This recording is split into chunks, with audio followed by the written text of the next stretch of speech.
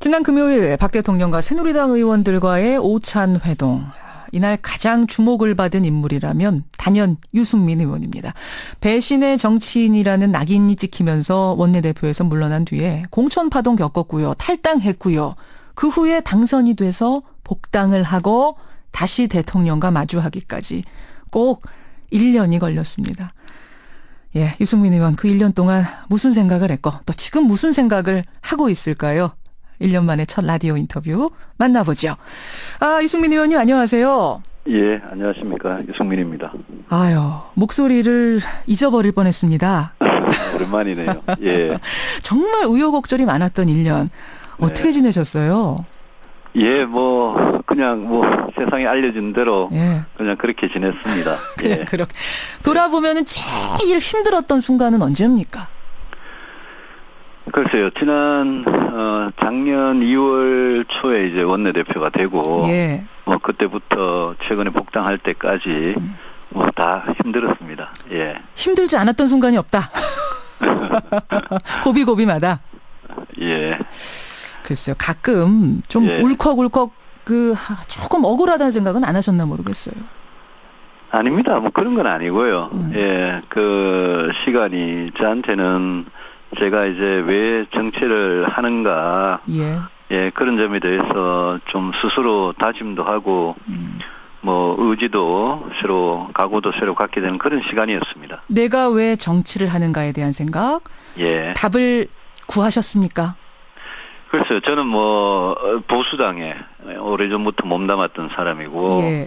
지금 우리나라에서 이 소위 보수가 정말 변해야 된다. 보수가 변하면 대한민국이 바뀔 거다. 이런 신념을 갖게 되는 그런 시간이었다고 봅니다.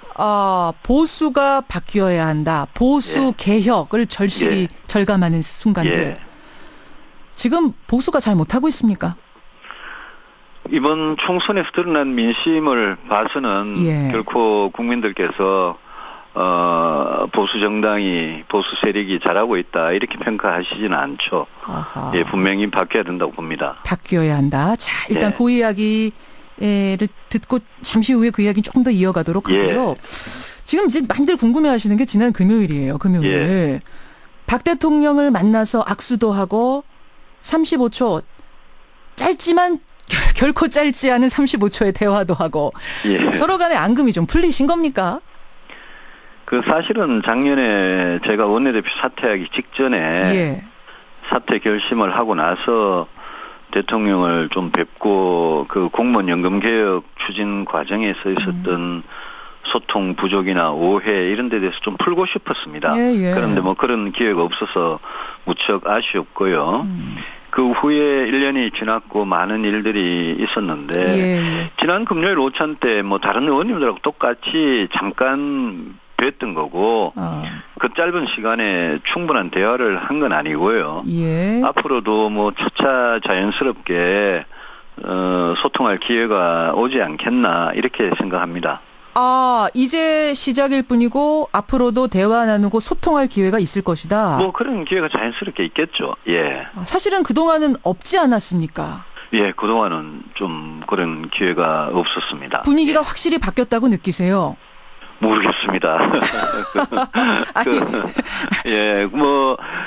글쎄요. 서로 이렇게 좀 있었던 오해나 이런 게 풀리면 저는 대통령께서도 제 진심에 대해서 이해해 주실 날이 오리라고 생각을 합니다. 사실은요, 대통령이 그 35초 짧은 대화에서 어떤 얘기를 했냐면 K2 기지 문제 잘 의논해 보십시다. 이제 이런 이야기를 건네지 않았습니까? 예, 그런 이야기도 일부 있었습니다. 있었죠. 예, 그러고 나서 어제 바로 K2 기지에 대한 문제 해결을 지시했습니다. 박 대통령이.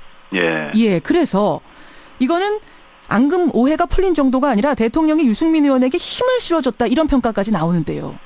K2 이전 문제는 2007년 이명박 대통령 또 박근혜 당시 경선 후보 공약이었고 2012년에도 대선 공약이었고요. 공약이었죠. 예, 그 문제는 그 250만 인구가 사는 대도심에 아주 가까이에 전투기 공항이 있기 때문에 예, 예. 이거는 뭐 다른 나라에도 이런 경우가 없고 우리나라에도 없습니다.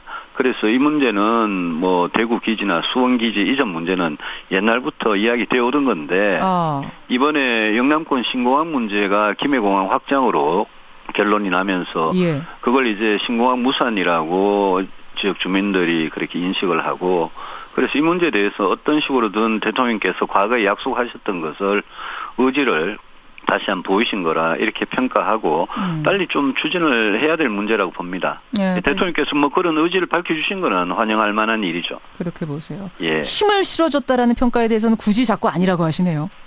아니요, 힘을 실어주신 거는 맞죠. 맞습니까? 예, 맞는데 앞으로 그거는 관계 부처들과 예. 대구시와 대구 정치권 이렇게 전부 다 같이 이 협의를 해나가서 빨리 이렇게 좀 추진을 해야 될 문제입니다. 예. 알겠습니다. 아까 그러셨어요. 보수 개혁이 필요하다. 이번 총선에서 새누리당은 그 민심을 확인했다란 말씀을 하셨는데 지금 볼 때 말입니다. 총선 끝나고 몇 달 지났는데 지금 당 상황을 보면 다음 정권을 이어갈 수 있는 어떤 수권 정당으로서의 가능성, 차기 정권 창출의 가능성 어떻게 평가하십니까? 냉정하게, 냉철하게. 지금 총선 민심과 총선 이후에 새누리당이 겪고 있는 이 혼란, 갈등 이런 걸 보면 내년 대선에서 이기기가 상당히 어렵다.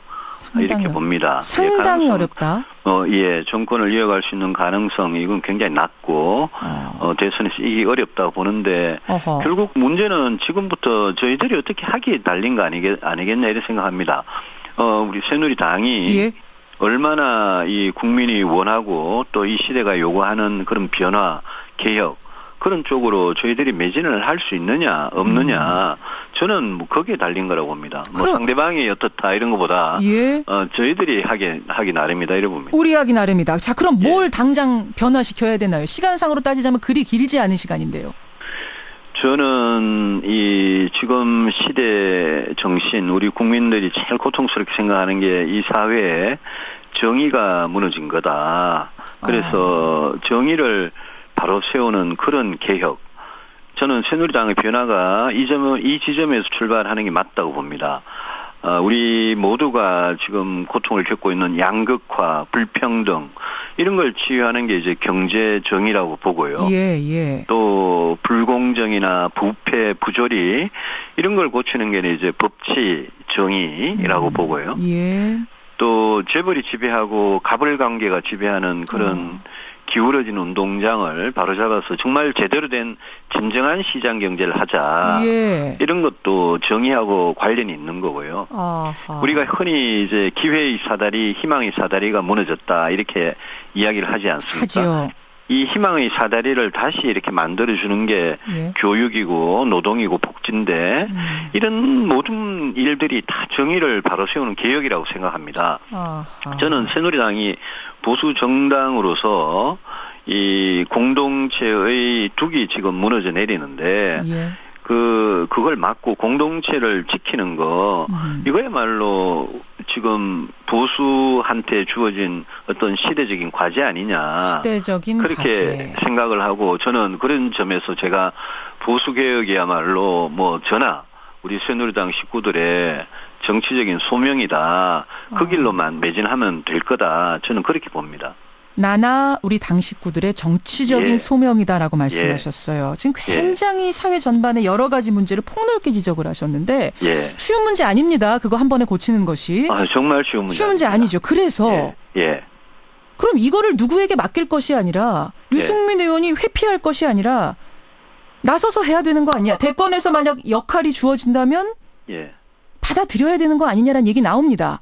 어떻게 생각하세요? 저는 지난 2011년에 최고위원 할 때도 그렇고 작년에 원내대표 할 때도 제가 새누리당의 이런 개혁, 이런 보수 개혁을 주장을 해왔고요. 뭐 앞으로 어떤 위치에 있든 그런 걸 주장을 할 겁니다. 지금 그런데 뭐 대선 이야기를 하시는 거는 그거는 다음 대통령한테 이 무너진 사회 정의를 바로 세우는 개혁 정신이나 이 공동체에 대한 열정이나 공감 이런 게 굉장히 필요한 덕목인데요. 제 자신이 그런 준비가 돼 있느냐 그 점에 대해서는 정말 깊은 고민을 하고 있고 아직 뭐 그런 결심을 한 건 아닙니다. 고민 중이시군요, 그러니까. 예. 그 주변에서 애써서 회피하지 말아라, 받아들여야 한다라는 얘기가 나온다. 주변에서 그런 이야기가 있기도 하고 예. 뭐 그렇습니다만은 제가 정치를 하면서 무슨 일에 등 떠밀려서 하는 건 아니고요. 제 자신이 충분히 고민하고 그런 도전을 감당할 수 있을 때 하는 거죠. 알겠습니다. 예. 당권 도전은 포기하셨어요. 사실은 당권 나가게 되면 이제 대권은 못 나가는 구조니까. 당권은 이번에 전당대회 출마는 불출마를 결심을 했고요. 그러셨죠.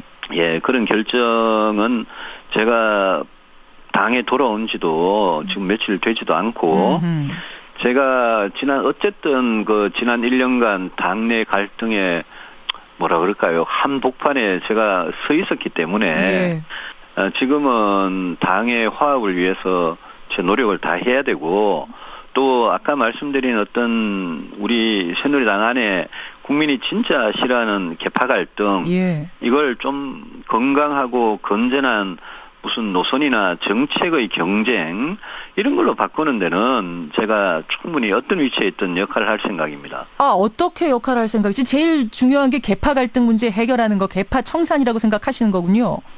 계파 갈등을 그냥 계파 갈등만 놓고 아무리 그걸 해결하려고 그래도 해결이 안 되고요.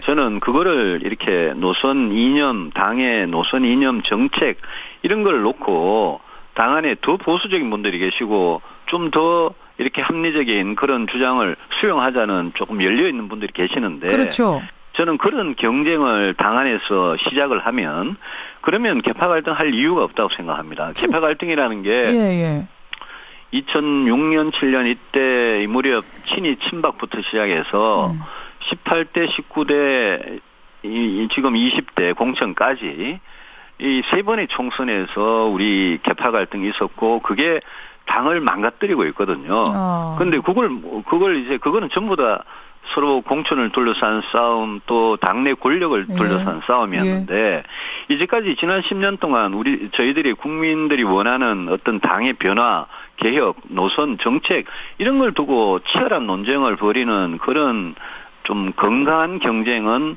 상대적으로 없었던 거죠. 그래서 이제는 이번 전당대회도 저는 뭐 무슨 친박이다 비박이다 이런 거보다는 당대표나 최고위원으로 나서는 분들이 이런 당의 노선이나 정책에 대해서 자기 생각은 이렇고 자기는 이렇게 당을 끌고 가고 싶다 이런 경쟁을 시작해야지 계파 갈등이 없어진다고 보는 거죠. 근데 친박계에서는 지금 박근혜 대통령이 레임덕에 걸리는 걸 막기 위해서라도 좀 단단하게 당이 받쳐줘야 된다. 그래서 친박계 주자가 당권을 잡아야 된다. 이런 주장도 펴는데요. 저는 대통령께서도 그렇게 생각 안 하실 거라고 봅니다. 지금 아까 내년 대선을 걱정을 하시는데 이 내년 대선이 지난 이명박 박근혜 10년을 어떻게 보면 평가받는 대선이기도 하거든요. 그러면 지금부터 저희들이 정말 진심으로 새누리당은 앞으로 이렇게 변할 거다라는 그런 걸 보여주는 그런 전당대회가 돼야지 그걸 뭔가 지금 계시는 알겠습니다. 대통령의 어떤 레임덕 이런 거에 매달리는 그런 전당대회는 되어서는 안 된다고 봅니다. 새누리당 유승민 의원 만나고 있습니다. 참 시간이 길지 않은데 여쭤야 될 질문은 많고 그러네요. 화제를 좀 돌려보죠. 유승민 의원, 자타가 공인하는 사드 찬성론자시죠? 네, 그렇습니다. 이 자리에서 이 배치가 옳으냐 그르냐 이걸 다 토론할 시간은 좀 부족할 것 같고 다만 저는 궁금한 게 배치 장소 문제입니다. 지금 경북, 칠곡, 성주 이런 곳이 유력한 후보지로 거론이 되고 있는데 TK의 사선 의원으로서 어떤 입장이십니까? 저는 오래전부터 북한의 핵미사일로부터 국민 생명을 지키기 위해서는 사드를 꼭 도입해야 된다고 주장했던 사람이고요. 그렇죠. 우리 국방부와 우리 군 또 주한미군이 사드를 어디에 배치할 거냐를 두고 군사적으로 최적의 입지를 찾아내고 또 국민들한테 피해를 최소화할 수 있는 그런 입지를 찾아내면 그 결정에 저는 따라야 된다는 그런 원칙을 갖고 있습니다. 그래서 경북 칠곡과 성주가 지금 여러모로 봤을 때 유력하다라는 거 아닙니까? 그러면 그거는 아직 전혀 발표되기 이전의 이야기라서 그거는 아직 발표되기 이전에 그 입지에 대해서 저는 드릴 말씀은 없고요. 제가 궁금한 것은 찬성론자, 오랫동안 찬성하셨던 분이기 때문에 입지에 대해서도 생각은 하셨을 것 같아서 질문드립니다. 그 입지가 어디로 가느냐에 따라서 방어 지역이 달라집니다. 예. 그러면 국방부나 군이 예. 주한미군과 함께 입지를 결정하고 나면 그 입지가 군사적으로는 왜 최적의 입지인지 음흠. 또 주민 피해는 어떻게 하면 최소화할 수 있는지 이런 부분을 잘 설명하면 된다고 생각합니다. 그런 설명이 납득할 만하면 수용할 수 있는 문제라고 생각합니다. 그러면 만약 지금 경북 칠곡, 성주, 경남 양산 이런 것들이 유력하게 얘기가 되고 있는데 예. 그것으로 발표하고 충분히 설득을 한다면 받아들여야 된다고 보세요. 저는 그 군 입지에 대해서 예. 그 결정하게 된 배경이나 예. 그런 어떤 사드의 목적이나 이런 데 대해서 그 정부가 국민들에게 일단 결정하고 나서 예. 설득하고 또 하는 그런 리더십을 발휘하면 되는 문제라고 봅니다. 아, 리더십을 발휘하면. 예. 그럼 지금 그 지역 주민들이시잖아요. TK 분들이. 이분들이 굉장히 지금 분노하고 있는데 이거는 감당하실 수 있으시겠어요? 뭐 어떤 식으로든 좀 감당을 해야죠. 예. 아, 그런 입장이시군요. 알겠습니다. 아까 대통령하고 이제부터는 저 소통 많이 한다고 하셨잖아요. 아니요, 그런 기회가 자연스럽게 올 거라고 기회가 올 거라고. 예. 예. 방송 출연도 좀 자주 할 기회 있었으면 좋겠습니다. 예, 잘 알겠습니다. 여기까지 오늘 말씀 나누죠. 고맙습니다. 예, 고맙습니다. 예, 새누리당 유승민 전 원내대표였습니다.